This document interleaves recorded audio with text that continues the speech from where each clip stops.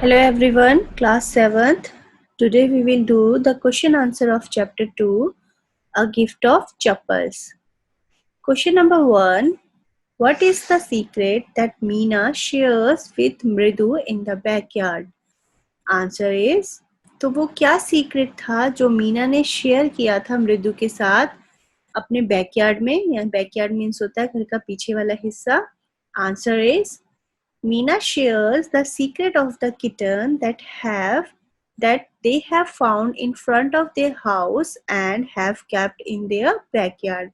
मीना ने शेयर किया किटन का सीक्रेट कि उन्हें घर के सामने एक किटन मिली थी. किटन मीन्स छोटा सा बिल्ली का बच्चा, और उन्होंने उसे रख लिया है अपने घर के बैकयार्ड में. ठीक है, तो have you note down the answer?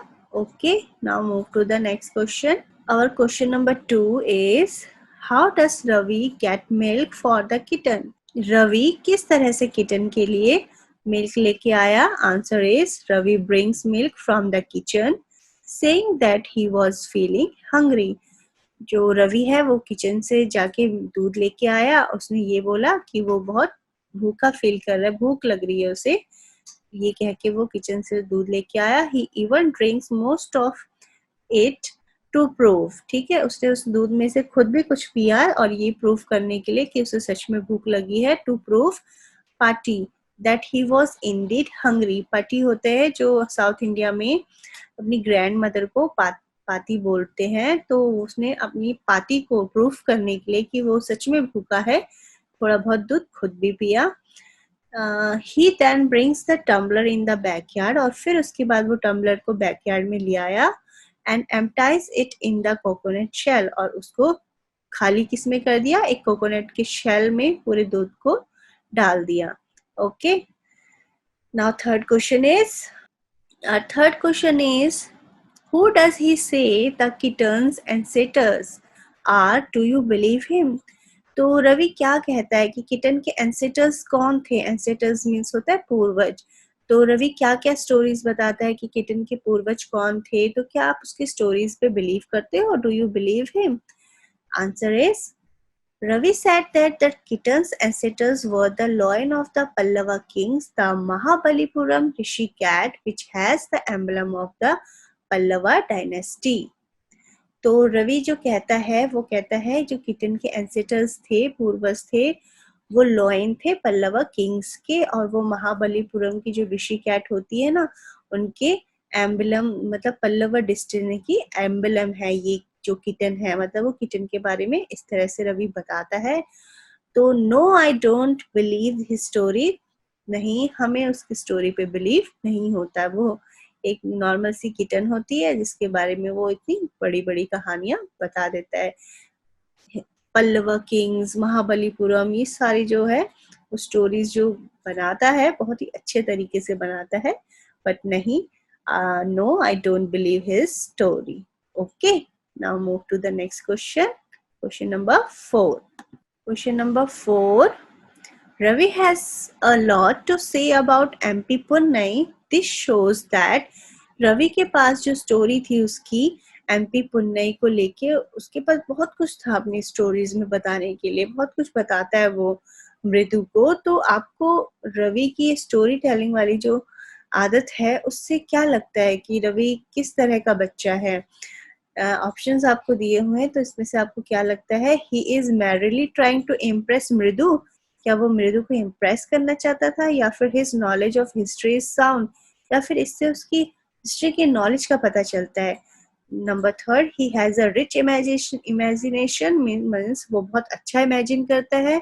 या number 4, he is an intelligent child, या फिर वो एक बहुत इंटेलिजेंट बच्चा था.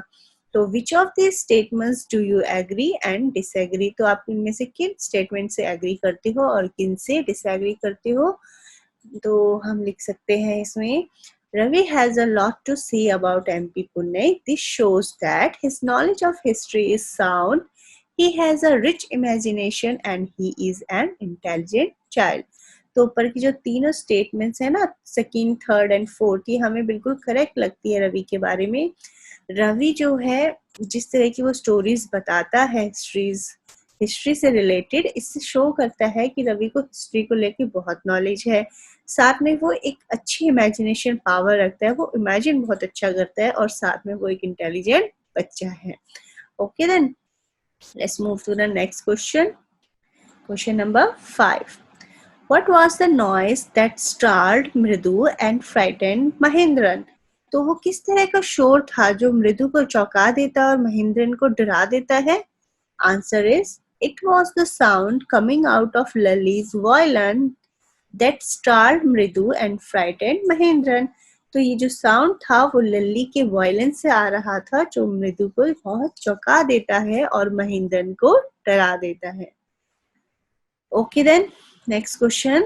तो हमारे नेक्स्ट क्वेश्चन जो है वो हमारे चैप्टर की एक्सरसाइज में से है। Question number 1. The music master is making lovely music, read aloud the sentence in the text that express the idea. जो म्यूजिक मास्टर है वो बहुत अच्छा म्यूजिक बजा रहे थे, इसको किस तरह से हमारे टेक्स्ट में यानी हमारे चैप्टर में बताया गया है, उस आइडिया को किस तरह से एक्सप्रेस किया गया है। Answer is, the music master's notes seem to float up and settle perfectly in the visible track of the melody. जो म्यूजिक मास्टर वो हमें इस तरह से म्यूजिक मास्टर की म्यूजिक के बारे में चैप्टर में बताया गया है कि जो म्यूजिक मास्टर का जो म्यूजिक था वो एक तरह से फ्लोट कर रहा था, बह रहा था और इतना सेटल, इतना परफेक्ट था वो कि उसका जो ट्रैक है विजिबल हो रहा था। मतलब ऐसा लग रहा था कि उसकी जो सॉफ्टनेस है ट्रैक की वो हमें ऐसा लग रहा था कि बिल्कुल फील किया जा सकता था। तो इस तरह से जो है हमें चैप्टर में म्यूजिक मास्टर के लवली म्यूजिक के बारे में बताया हुआ है। Okay, now move to the next question. Question number 2. Had the beggar come to Rukmani's house for the first time? Give reason for your answer. क्या बैगर रुक्मणी के घर पहली बार आया था? अगर ऐसा है तो उसका रीजन दीजिए, कैसे पता चला? Answer is no. The beggar has been coming to Rukmani's house for last 1 week. The beggar himself confirmed this, saying that he has survived for a week because of Rukmani's kindness. जो bagger है वो first time नहीं आया था, वो last 1 week से रुक्मणी के house में आ रहा था। ये बैगर ने खुद कंफर्म किया था। द बैगर कंफर्म हिमसेल्फ, ठीक है, खुद बैगर ने ये बात मानी थी और फिर वो कह रहा था कि वो 1 हफ्ते से उन्हीं की दया पे सरवाइव कर रहा है।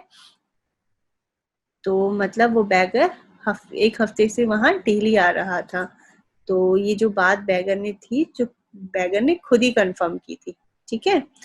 Okay then, next question. Question number 3. A sharp V-shaped line had formed between her eyebrows. What does it suggest to you about Rukmani's mood? तो रुक्मणी की जो आईब्रोज में वी शेप्ड की हो जाती हैं, तो इससे आप जो चैप्टर में इस तरह की लाइंस दी हुई है, इससे क्या सजेस्ट करते हैं कि रुक्मणी का मूड कैसा था? Answer is, the V-shaped line suggests that Rukmani was very angry and was about to lose her temper on the children. तो इस बात से हमें ये पता चलता है कि रुक्मणी बहुत गुस्सा थी और वो बहुत ही मतलब लॉस्ट हिज टेम्पर, मतलब उसने अपना धैर्य खो दिया था और वो बच्चों पे बहुत गुस्सा करने वाली थी, चिल्लाने वाली थी, ऐसा लग रहा था रुक्मणी के मूड को देख के, ठीक है। Okay then, next question. Working with the text, complete the following sentences. Complete the following sentences. इसमें आपको कुछ सेंटेंसेस दिए हुए हैं आधे अधूरे, इन्हें आपको कंप्लीट करना है। तो फर्स्ट सेंटेंस है आपका, Ravi compares Lali's playing the violin too. Ravi ने लली के वायलिन को किससे कंपेयर किया था? Answer is drilling of a train going off track, ठीक है, drilling of a train going off track. तो रवि ने लली के वायलिन को ट्रेन के ऑफ ट्रैक में जाने के साउंड से कंपेयर किया, ठीक है। तो सेकंड क्या था क्वेश्चन? सेकंड था, trying to hide beneath the tray of chilies. Mahendran से कंप्लीट करना है सेंटेंसेस को. Tipped a few chilies over himself. ठीक है, इस तरह से ये sentences complete करने हैं. The third is the teacher played a few notes on his violin and Lali ने क्या किया? Stumbled behind him on her violin. Okay, now fourth is the beggar said that the kind ladies of the household. beggar ने क्या कहा? Kind ladies of the household have been very generous and helped him survive for a week. ऐसा beggar ने कहा था. आगे देखिए fifth. After the lesson was over, the music teacher asked Lali. क्या कहा लली से म्यूजिक टीचर ने? She had seen his chappals. ठीक है, तो ये आपके sentences भी complete हो गए हैं. आगे चलते हैं. Now question number 2 is describe the music teacher as seen from the window. Music teacher को डिस्क्राइब करना है कि वो विंडो से कैसे दिखाई दे रहे थे. The answer is the music teacher was a bony figure. Music teacher बहुत छोटे से फिगर के. He was a sitting in front of Lali. वो लली के जस्ट फ्रंट में बैठे हुए थे, सामने बैठे थे. With his back towards the window. Window से उनकी बैक दिखाई दे रही थी. He was a bald headed man. Means गंजे जिन्हें कहते हैं ना, जो लोग गंजे होते हैं उन्हें बॉल्ड हेडेड कहते हैं. मैन थे. With fringe of old hair falling around his ears. उनके जो थोड़े बहुत हेयर थे वो उनके कानों के आसपास थे, जिसमें बहुत अच्छे से तेल लगा हुआ था. Okay, he has an old fashion tuft. ठीक है, जो कानों के आसपास जो ओल्ड फैशन पुराने जमानों की तरह बालों का गुच्छा सा था और सर पूरा गंजा था उनका. He had a shining gold chain in his neck and a diamond ring in his hand. ठीक है, तो उनके गले में जो है एक शाइनिंग गोल्ड चेन जो शाइन कर रही थी और उनके हाथों की जो डायमंड रिंग थी वो भी बहुत शाइन कर रही थी. He was wearing a golden bordered dhoti. उन्होंने गोल्डन कलर की बॉर्डर वाली धोती पहनी हुई थी. His large foot was stuck on the floor and he was beating the floor with his scrawny toe. ठीक है, जो उनकी जो लार्ज फुट था, लंबा सा पैर था, वो फ्लोर को स्टक कर रहा था और वो अपनी टो से यानी अंगूठे से फ्लोर को बीट कर रहे थे. जैसे होते हैं ना वायलिन बजाते टाइम जो थोड़ा अपने पैर भी हिला रहे थे.